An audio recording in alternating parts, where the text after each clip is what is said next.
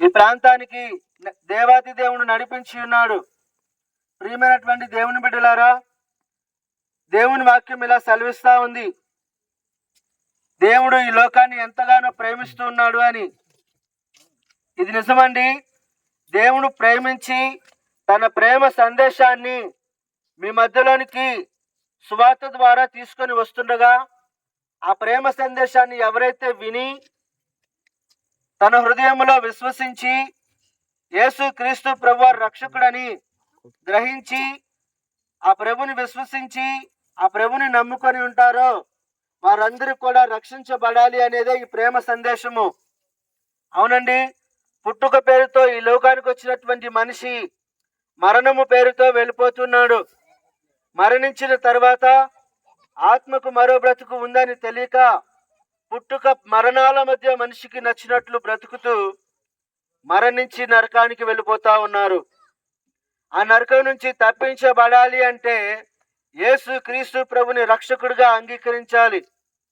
ఆ రక్షకుడిగా అంగీకరించినటువంటి వారు నరకానికి వెళ్లకుండా వారి యొక్క ఆత్మ దేవుని యొక్క రాజ్యంలో పరలోకంలో యుగయుగాలు దేవునితో కలిసి ఉండాలనేదే ఈ రక్షణ సువార్త.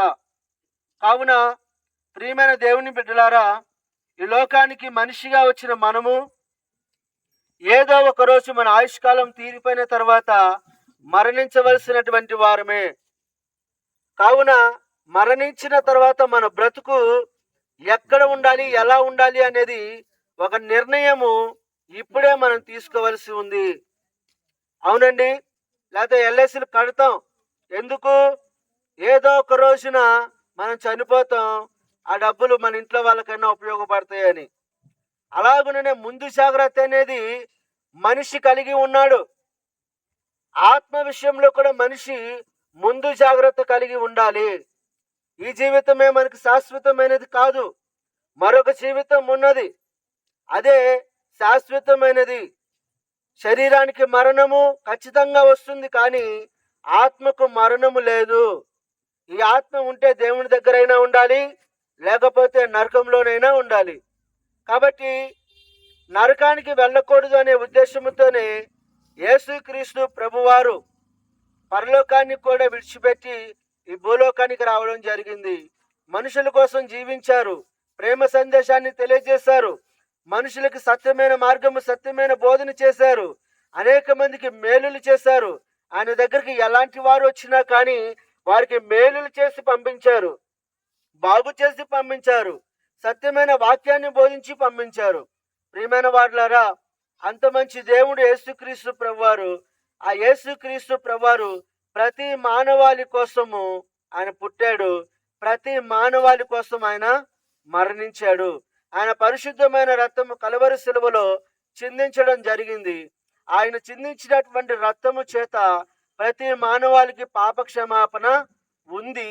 కాబట్టి ఈ పాప క్షమాపణ ఎవరైతే పొందుకోవాలని అనుకుంటున్నారో వారు యేసుక్రీస్తు ప్రభువా నా పాపములు క్షమించండి అని తమ నోటితో ఒప్పుకొని యేసుక్రీస్తు ప్రభువాని హృదయంలో విశ్వసించినప్పుడు, మీరు ప్రార్థన చేసినప్పుడు ఈ యొక్క రక్షణను పొందుకోగలుగుతారు. పాపక్షమాపణ అనేది కలుగబడుతుంది.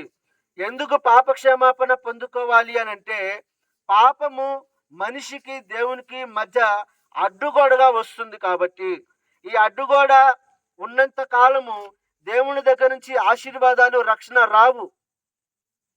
కాబట్టి ఈ అడ్డుగోడ ఎప్పుడైతే మనం తొలగించుకుంటామో అప్పుడే దేవుని దగ్గర నుంచి రక్షణ ఆశీర్వాదాలు మనకి లభిస్తాయి. కాబట్టి ప్రియమైన వారులారా, పాపము మనలను బంధిస్తుంది, పాపము మనలను హింసిస్తుంది, పాపము మనలను గాయపరుస్తుంది, పాపము మనకి మరణాన్ని తీసుకొస్తుంది, పాపము మనలను నరకానికి తీసుకొని వెళ్తుంది. కాబట్టి అలాంటి పాపాన్ని విడిచిపెట్టి మంచిగా జీవించు అని చెప్పడమే యేసుక్రీస్తు ప్రభువారి సత్యమైన బోధ.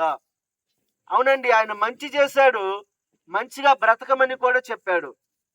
ఒకరోజు ఒక ఆమెని రాళ్లతో కొట్టి చంపడానికి కొంతమంది యేసుక్రీస్తు ప్రభువారి దగ్గరికి రాళ్ళు తీసుకొని ఆమెను తీసుకొని వచ్చారు.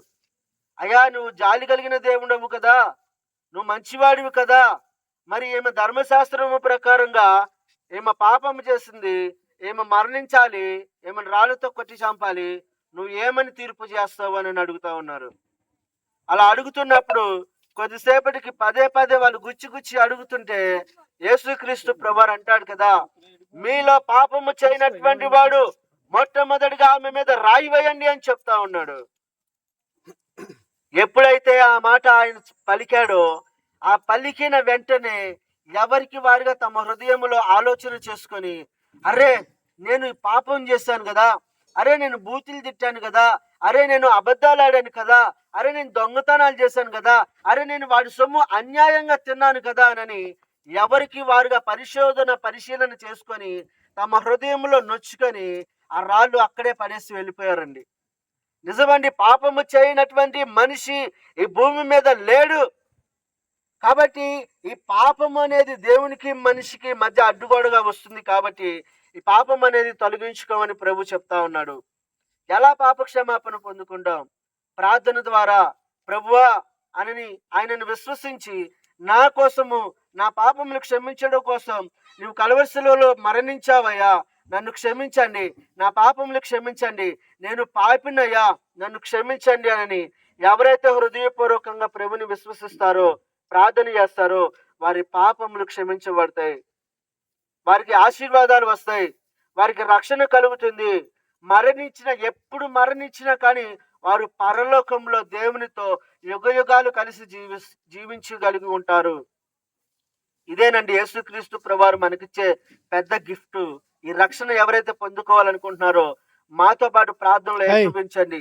ఈ రక్షణను మనం పొందుకోవాలి. ఈ రక్షణ మనం పొందుకోవాలని ఈ రక్షణ సువార్త, ఈ ప్రేమ సందేశాన్ని దేవుడు మనందరికీ తెలియజేస్తా ఉన్నాడు. అమ్మా, మంచిగా జీవించమని చెప్పాడు.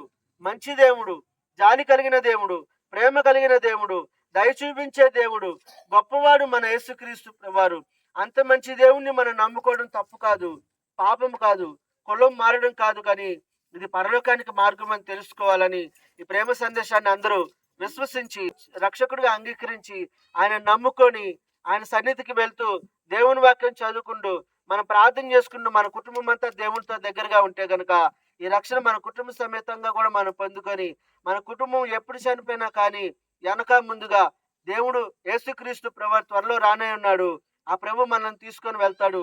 ఆయనతో మనం యుగయుగాలు కలిసి జీవించగలిగి ఉంటాము. యేసుక్రీస్తు ప్రభువు చనిపోయి 3వ దినాన తిరిగి లేచి 40 రోజులు మనుషులకి కనిపించిన తర్వాత ఆయన చెప్పాడు, నేను వెళ్తున్నాను, ఎలాగైతే వెళ్తున్నానో మళ్ళీ అలాగే వస్తాను. నా తండ్రి రాజ్యంలో అనేక నివాసాలు ఉన్నాయి, నేను వాటిని మీకోసం సిద్ధపరుస్తున్నాను, సిద్ధపరిచి నేను మరలా వచ్చి మిమ్మల్ని తీసుకుని వెళ్తానని ఒక వాగ్దానం చేసి ఆయన వెళ్ళడం జరిగింది. అవునండి, ఈ యేసుక్రీస్తు ప్రభువు త్వరలో రానే ఉన్నాడు. కాబట్టి ఆయన వచ్చే లోపల, మనం చచ్చే లోపల ఈ రక్షణ సువార్తను అంగీకరించి యేసుక్రీస్తు ప్రభుని రక్షకుడిగా అంగీకరించి మనం మరణిస్తే మనం రక్షించబడతాం.